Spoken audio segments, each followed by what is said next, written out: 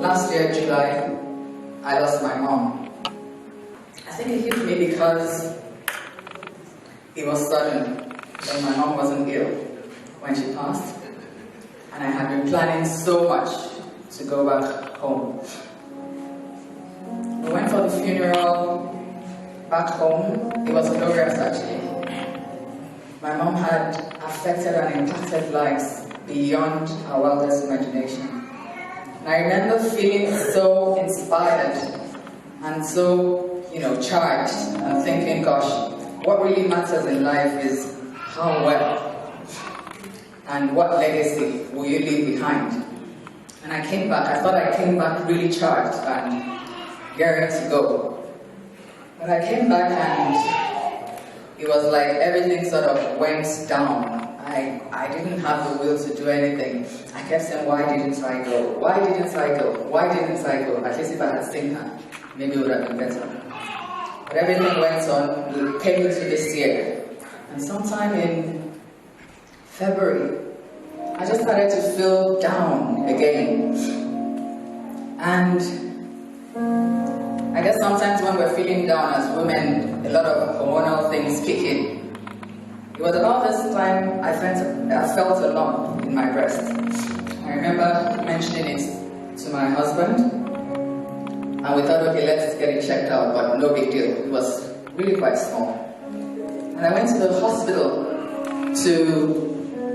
for the other hormonal issue, actually, not because of lump, but then I remembered that one and I said, oh, I felt this. And they said, oh, just let the hormonal stuff pass. And actually I wasn't examined. And I went back home. And I don't think I would have looked at it again. But, God loves us immensely. And He will do whatever He will do to make sure that we keep standing. What then began to happen was that I would feel this excruciating pain go through my chest now and again. That happened about 3 different times. One of the times, I was at my darling sister Fola's birthday. I was there with my husband, with my friends, but it so happened that at that time, everyone left to talk to someone or the other. And I felt this pain through my chest, and it was as if I was having a heart attack, actually. And I sat there and I was thinking, gosh, this is how people actually just pass. And then it went. But when that happened, I decided I need to go back to the hospital. That's when I actually went back and said, I'd mentioned this, it wasn't examined, I would like to be checked out, actually. And then I was given an appointment, and I went for me to go for a mammogram. During that time, I was at my lowest possible, actually. But again, my God is a good God. I just have to keep saying it. My God is a good God. I went for a service in church. It was a youth service. And there I got the word that turned my life around. And I believe that has helped me to be standing here today. Because I believe if that diagnosis caught me at the time when I was down, I don't think I would have survived it, actually, because I was already down. To get that kind of diagnosis at that time would have been a disaster. But God gave me a word. And that day I went to church, I heard that word, and my countenance, I literally went from underground to up there. And I couldn't get off that plane again that day. 2 weeks later, on April 3rd, I was diagnosed with breast cancer. I've been blessed with people, honestly. I've been blessed with so much love. Some might think, why is she doing this today? I've said I'm doing a Thanksgiving. My Thanksgiving is twofold. It's to thank the Lord, the King of Kings, that I'm standing here today. Even in the past 2 weeks, I know the news I've heard about this same breast cancer. It's easy to say, oh, breast cancer is now easily treatable, But I know what I hear. I'm thanking God, but I'm also thanking people. I'm thanking you, my friends, my family. The love, the support, that is why I'm doing what I'm doing today. My family is so grateful to God and to you all. I know some people have just only heard. I put it out on Facebook a few weeks ago for a reason. It's for awareness, it's for support, and for encouragement of others. That's when a lot of you heard. And even at that, I know how many calls I received. So I was diagnosed. I've got so many sisters, sisters from another mister, as they say. She insisted on going with me for the result. I went for the appointment. I had a mammogram, I was told to do a scan, and then they said I was going to have a biopsy done. I thought biopsy, but honestly, I was on such a high plane, I really didn't care. I was so sure that nothing was going to be wrong. And I remember her insisting on going with me for the results. I was like, you don't have to. She insisted, and she went with me. She was right there. And we went. I just went there, really feeling cool with myself, to be honest. And I remember the way the doctor even said it. Because it wasn't the consultant I saw when I went for my first appointment. And he said, I guess you were told that it's probably cancer. I said, no. But even at that, I thought he was going to say, oh well, it's not. And then he said, yes, it is breast cancer. I remember thinking, oh wow. I was just smiling. As it gets to the point in life, there's some things you just smile, because I was like, okay. I really didn't know what to think, but I sat there with this really funny smile on my face, and he kept saying all sorts. It was breast cancer, it was in the early stages, I would have a surgery, they were not sure if I would have chemotherapy or radiotherapy. I was just looking at him, and Shim asked all the questions, to be honest, filled in all the forms. I was just staying there smiling. And we left.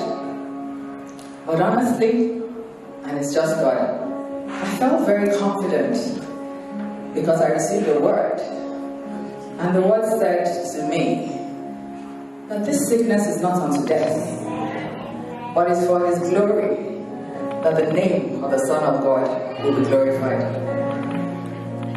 The reason why I was confident is because I got that same word when we had a first daughter, Kiki, who actually died inside of me before I had her, and that pregnancy was going to be evacuated.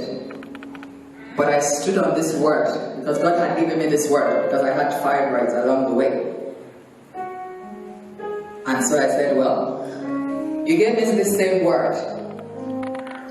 Kiki died inside of me, but she came back to life, and she turned 21 in November. So, if you have overcome death,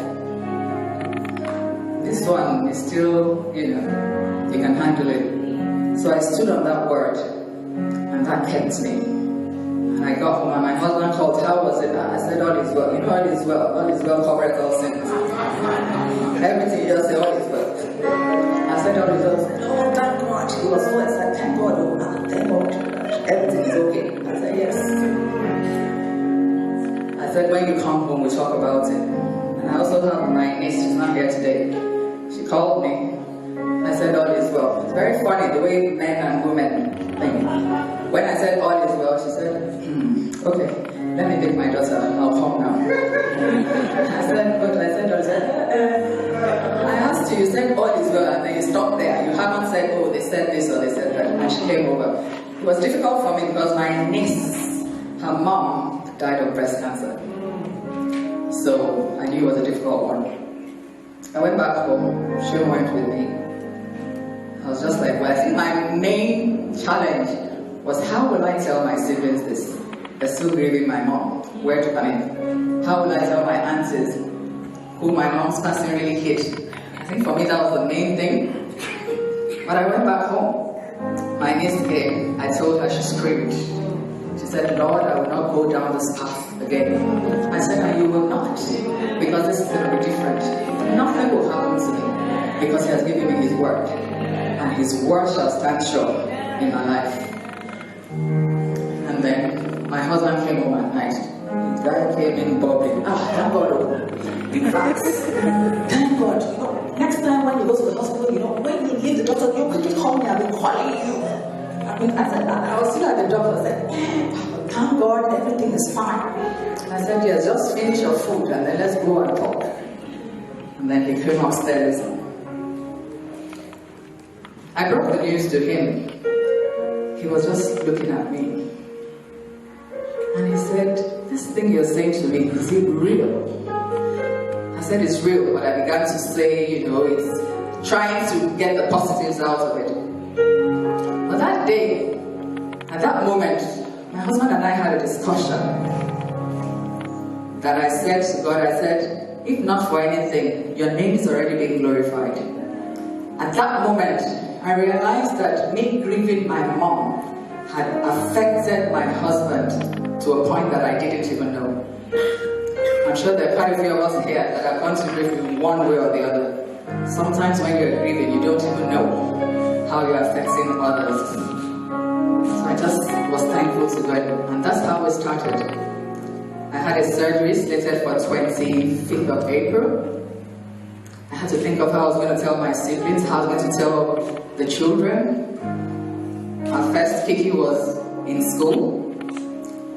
We had the debates. I wanted to tell her. My husband, everyone said no, we left her because she was having her exams. That it's better for people who can see me and see that I'm okay.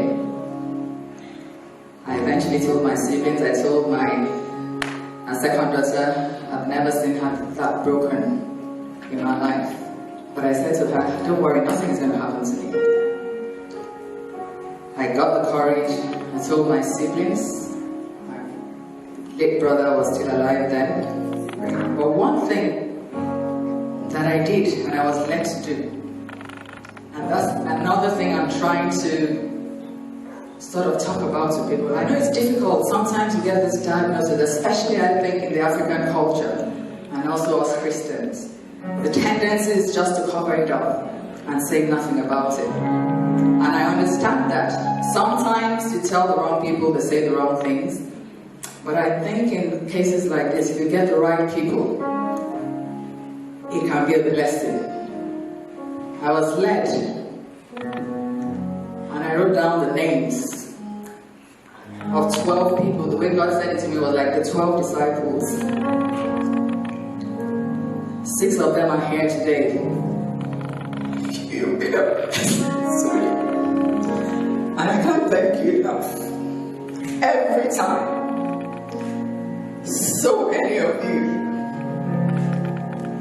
That's how I formed a group, a WhatsApp group. And they were the first ones I put on it. I hadn't even told my siblings, my aunties, when I told them. And every day, they will send me scriptures, they will send me prayers. And I was just lifted up. I never went down from that word that I got. I look back and me myself, I can't really understand it. Eventually I told my aunties, my siblings. My auntie flew straight in from the US for my first surgery. That's my aunt who's immediately after my mom. When I told her, the next day she booked her ticket. I just did everything as I was led. On 25th of April, as you can see then, my friends started, they would come, flowers from everywhere. I was blessed, my bosses were at work, my managers, I've got my colleagues here, they know my manager. What a blessing. He supported me all the way. And I went for my surgery, my first surgery, 25th of April. By then, the group had my friends, my family, my siblings, my aunties, my cousins, and a few of my friends. Gosh, 3 days to the surgery, they fasted. And they were breaking that fast on that group.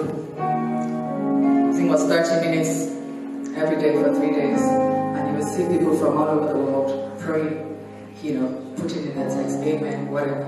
And I was so overwhelmed. I said to people, I never cried once after I was diagnosed with cancer.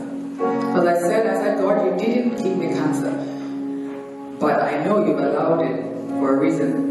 And it's for a purpose. You've said it's for your glory. And at the end of it all, your name will be glorified. And isn't his name being glorified? You know? The other word, and I want to say to people, because it's all about sharing my experience. The other word that held me forever was the scripture that says, a merry heart doeth good like a medicine. That was the day I knew the meaning. You know, you can read scriptures, but you can live scriptures. I was living the scriptures. I was so merry. I know some of my friends, they say, how are you? I say, I'm fine. They won't believe. They'll come to my house. And then they'll go back and say, okay, you're fine. I remember when Rebecca was having the party for some. She didn't even plan to invite me, but she was like, how can I be inviting her to party? But later she said, I said, okay, we'll be there together. We will rock it that day. And that's it. I think when we go through stuff, it's not easy. I cannot say it's easy, but it's God that gives us the grace. So I look forward to certain things and say, because I'm going to be there. And I focus on that. I had the surgery. My auntie came over 25th of April. I think I went at 7, but I don't think I went in for the surgery until 4. People on the group continuously, praying. Came out of surgery. I told my auntie, I said, I'm hungry because I haven't eaten since morning. I stayed there to make sure I could eat everything. I went back home. I was fine. The first thing I did was call my siblings. They were so excited. My brother, my second brother, he was just so. I asked her, did you think I was not coming out of this? Why is this the third day is when I sent that picture to the people of the group and said, this is me, God is well. First night, my auntie forced me to take painkillers. She said, I don't want you to wake up with pain during the night. I woke up. The next morning, me just normal. I just went downstairs to go and make lunch for my husband. My auntie came in, screaming at me, you can't lift your hands, you can't. Because my first surgery, they removed lymph nodes, my lymph nodes to see and make sure that the cancer had not spread. So after that, it was basically a waiting game. After my first surgery, my darling friend and Pastor Basafola had a women's residential retreat. I didn't tell her anything. Weeks before, even after my diagnosis, I just called her and said, whatever you need me to do. That's how she made me event manager. That's how I started planning the thing. She didn't know. And I went for the event about a week or less than a week after my first surgery. 4 days. And they didn't know. And there was my friend here, father also. I told them at the event, they couldn't believe it, because I was just walking up and down, planning, doing flow. It was God. It was just God. And I came back, we waited for the results of the surgery. After my first surgery, I got the results and was told, to the glory of God, first of all, the lymph nodes were clear, so that meant the cancer hadn't spread. But they did not get clear margins, there were still precancerous cells, so they had to go back in for another surgery. I remember going for that result on a Tuesday, and they said to me, would you come in on Thursday for a surgery? Of course, I thought it was the next Thursday. And I said the next Thursday, they said no, as in 2 days. I'm like, oh, okay. The way my head was functioning then, I was thinking, Thursday, I have party on Saturday. If I go on Thursday, will I be able to have party really happen? So I asked them that. I said, do you have any other date? So they said next Thursday. So that one is Sam's party, that one is the Moscow. So I decided I will forfeit the first one and go for the other one. That is the way God was dealing with me. This is why I'm so thankful. This is why I'm so thankful. I went into that surgery not saying anything to anyone. The reason was because the Sunday we here in Bedford, we have a group called Bedford Nigerians in Bedford, and we had already planned an event, almost 150 to 200 people event, and I was on the committee. The MC, Sam, is my guy at the top, you know, and I knew that if I let anyone know I had surgery, no one would let me do what I was meant to do. So I told no one. I went for my surgery on Thursday. In fact, even my husband knew about the surgery in the morning, because I said, you didn't remember the date of the appointment, so until you ask. And he didn't ask on that day, so Wednesday, I wanted to tell him, but he came home tired. And on Thursday, when I told my daughter, I said, I'm in trouble. I haven't told her that yet, what will I do? So the man woke up and said, I'm going for surgery. He said, when? I said, I have to be there at 7. He said, are you serious? He jumped up. I said, yeah. I just thank God. So that's how we went. He went with me. I thank God for my husband, I have to say. I know all of us go through various things. But they say behind every successful man there is something woman. But also, behind every supported woman, there's an amazing, handsome, awesome man. I really thank God for you. We went together, I came out. I didn't know how he was allowing me, because I'm like, don't worry, I'm fine. I went on Thursday, Sunday live and direct. I was at Bedford, Nigeria, going up and down. And I remember that day calling my sister, Fola, and going aside and saying, actually, I had my second surgery on Thursday. She screamed. I was still in plasters. But God was so good. And we had that event. We went back, as I said, went to Sam's birthday on 1st of June. I was in high spirits all through. And then on the morning of the 4th of June, I remember having this very strong impression to call my brother. He had been ill, not the illness that would kill him, because he had even left the hospital, you know. But I had this urge. I was taking my kids to school and I dropped them off. I came back. I was on my way back and was like, called me. I said, let me get home first. But something kept saying, just call him. And I thought, I'm driving. But I called him anyway. Ever since my mom passed, because of what happened to me, anytime I have the urge to do something, I just do it. I called him, we spoke, how are you? You know, everything fine. And I went home. I think that was about 9 a.m. At about 1:30, I got a call from my other brother. And apparently my sister and my brother had also gone to his place that morning. And they were with him for about 2 hours. And then they left. My second brother said he went to repair his phone. And as he got there, he got a call. He called, I said, I feel like someone, the generator man in Nigeria, said, Olu just fainted. And I said, oh really, have they taken him to the hospital? He said he's trying to get someone, you know, around there. My brother wasn't married or with kids or anything. So I called my dear friend, Dr. Jimo here, because his family house is near us back in Nigeria, and I said, are any of the siblings around to please quickly go to our house? They said this happened. And he got someone, and they went. By the time she got there, she didn't meet anyone at home. I called my brother again. They said they're taking him to hospital. But I said, fine. Honestly, I wasn't expecting anything at all.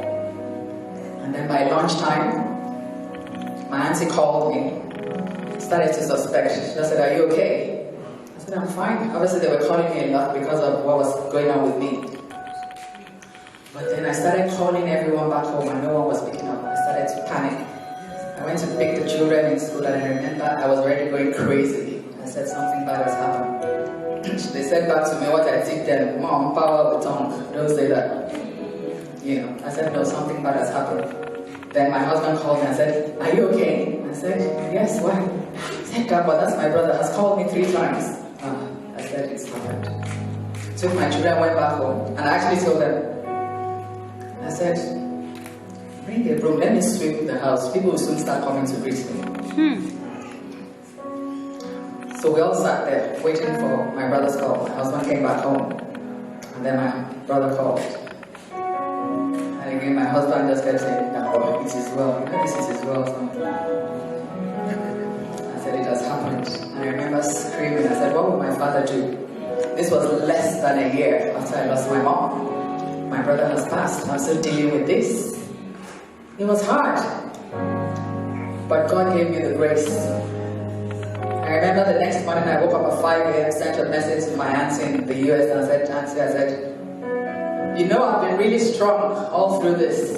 I said, "But how am I going to cope with this?" I said, "I really need the help of God."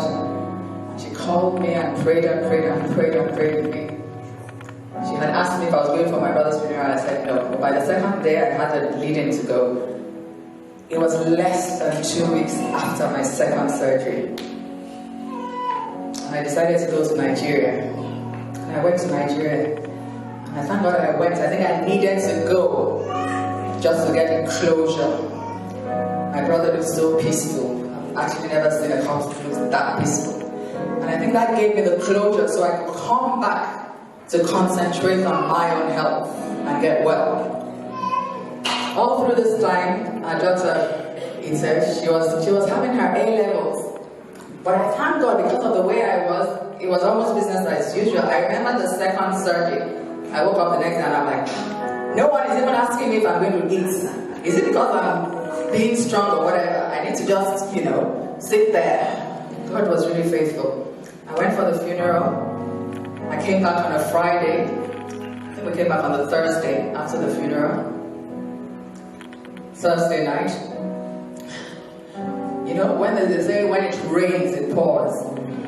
And I said personally, I added when it pours, it whips up a storm. We came back from Nigeria on Thursday night. I went to bed on Friday night. Woke up early in the morning, Saturday, just to go to the toilet. Normal, let me go to the toilet and take a wee. Sometimes you take the little things for granted. You go to the toilet, you wee, you carry your hand, you carry your leg, you just take it for granted.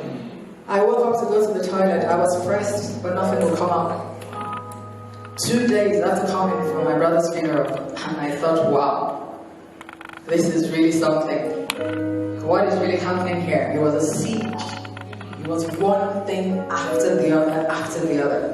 I tried 2 hours, 3 hours, 4 hours, and I thought, okay, let's go to walk-in center. I remember Kiki saying that and saying, "Mom, let's just go straight to A&E." This she had Googled it, that the last person I saw, the one person that couldn't do it by that time, something had burst. So my mom had said, let's just go to A&E. We went to A&E, I tried, by this time 5 hours, I was pressed. And then they checked me, and they said to me, when you have 200 mils of urine in you, it's urgent, you need to go. When you have 400, you are bursting to go. And they told me I had 800 mils. But it was not coming out. 6 hours, nothing. My brother actually died with a catheter on him. So I knew the devil was trying to play tricks on my mind. It was hard. Because what the devil was saying, catheter, death. So I had a catheter fitted. But in all things, I give thanks to God. When we went to Nigeria, we were meant to have stayed for my husband's brother's wedding. On that day that happened, I would have been in Jos, in Nigeria, a place where I wouldn't even know. We wouldn't know what would happen as the medical thing. I would want to wait, nothing would happen. So I had cause to thank God, even in that situation. And I remember being on the bed, I had whatever. In fact, I wanted to put the urethra, and the nurse said she couldn't, the catheter, the nurse said she couldn't even find my urethra. I looked at my husband and said, maybe I don't have urethra. I was about to laugh. I said, it gets to a point. When all these things happen, you can only just laugh because, I didn't know. He was just laughing. They had to call the urologist to come and fit a simple catheter. That's how I was fitted with the catheter. I could, at this point, I couldn't tell anyone anything. I called 4 people. said I'm blessed with people. Because I said, God, so much has been happening. How will I tell people this again? Their faith will be, it will just shake. Fola, Pastor Fola, Brother IG, his wife, I called them. I said, this is what is happening. I'm in hospital. I need your prayers. Again, we formed another little mini prayer group. These people, they prayed with me for 21 days. We prayed every day between 8 and 8:30. Pastor Fola said she will not stop until she feels a release. Because she said this is a siege. After a week, I didn't go to work, but everyone thought it was because of my brother's funeral. After 1 week, I had to call them. I said, you need to come and take this thing out. It was driving me crazy, really. And then I eventually got it out.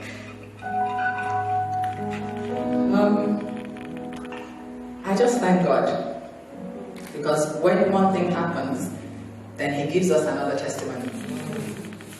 Shortly after I had the catheter removed, then I got an appointment to come back for my results. And I went back to the hospital, results of second surgery. To the glory of God, the cancer had been taken out. It was an all clear. I didn't have to do another surgery. I didn't have to do chemotherapy even. And they just said, you have to do radiotherapy. I was like, I remember I had one regret. Rosie, I said to you that day, I said, gosh, I wish my brother was here to see this. And she said to me, he's seen it. You know? In everything I give thanks. When my brother passed, I was very thankful that my mom had passed, you know? You understand? My mom would never have survived it. And her passing would not have been as glorious as it was, because she would not have been able to survive it. And then I had to go for radiotherapy. I think it was at that point I told quite a few of my other friends, and I said, this is happening. I said, I'm going to go public with it. I don't want you to read it on somewhere. That's when I told a few of my friends. I mean, there were things, people who invited me to things. My dad and sister's daughter got married. I remember telling her, I didn't tell her that, you know, things you'd have been wanted to be fully involved with. I was sad I couldn't, but eventually I went to tell her this is what has been going on. I went for radiotherapy. I had to go for 15 sessions. I went to Cambridge every single day. But you know, I think as Africans we really need to give ourselves. There's a charity, Bedford Charity. They have a service for people who go through radiotherapy. And these are volunteers. They come, they pick us up, about 4 people. There's sickness in the world. The cars are full every day. They pick us up from our different homes, so 4 of us will fill the car. They take us to Cambridge, they take the first batch in the morning, they wait for us to finish our treatment, come back, drop us all back, pick the second set, take them again to Cambridge. Volunteers, they're not paid for it. I pray to God that I'll be able to do it, you know. And it was like that. It wasn't easy. I'm in the car with people who have different stories. I'm in the car with someone who said she had breast cancer in 2018 and then it came to the other one in 2019. It wasn't easy because your head is, you know, having all sorts of things in it. But I just thank God. The place where I did my surgery was very close to my heart. So radiotherapy actually posed another major risk, where I was told my heart could fail, or I would have heart disease. And I remember calling again my friends who were doctors. I said, do I have to do this radiotherapy? They said that this thing has cleared. They said, you have to do it. And I guess the benefits outweigh the risks. And I thought, how can something that is meant to help me can even cost me death? And I went, but God was faithful. I had to be doing something they call breath holds. So I didn't go for my radiotherapy, have 5 minutes and go. I have to hold my breath, they count to 20, I let it out, they hold it, they count to 20, they do a trial one, then they do another one, they do a scan, when they're okay, they do radiotherapy. So my sessions took anything between 20 minutes to 1 hour. But in all things, I'm thankful. I'm just thankful. Here I am today, standing to the glory of God and to the shame of the devil. I'm thankful to God. I'm thankful to, honestly, everyone here who played your part. I just need to say thank you. The support has been awesome. And because of that, I've decided I'm going to create a support group. I've actually put it there. I wanted today to happen. I've told people a lot, I'm starting my blog and everything. I wanted today to happen, just to get prayers concerning all this. Where it's a Facebook closed group for people going through cancer. Right now I'm supporting 3 people, my friends, going through chemotherapy. It's so crazy, it's so rampant. I have someone who was diagnosed as having a surgery on 23rd. I have someone who had a surgery the week before, even this week. It's so crazy. But I've said to people, 2 things are important. Prayers and your state of mind. Your state of mind in anything you're going through in life can make or break. But truly, the merry heart doeth good like a medicine. It was doing me like, I can't understand. And my friends are here to testify. I was just on a high. And the flip side is the case, the broken spirit drives the bones. But it takes the grace of God. It's not easy, it's easier said than done. But if we find the right people, then I think as all of us, we just need to support one another. If you don't hear from people, don't assume, because you don't know what they're going through. Especially if normally they will call you, or you call, they didn't call. Let's not get angry with one another. Let's just call again and find out. You just never really know. You just never know. But I'm thankful, I'm grateful to God and to all of you. We're honored for you to actually all be here today. I actually thought being near Christmas, I won't really get people to come. I'm honored, I'm grateful, I'm thankful to you all being here with me. And I just thank you. I thought I should share this testimony. I didn't know you would favor me this way. I didn't know you would favor me this way. I didn't know you would favor me this way. You favor me this way. Thank you, Jesus.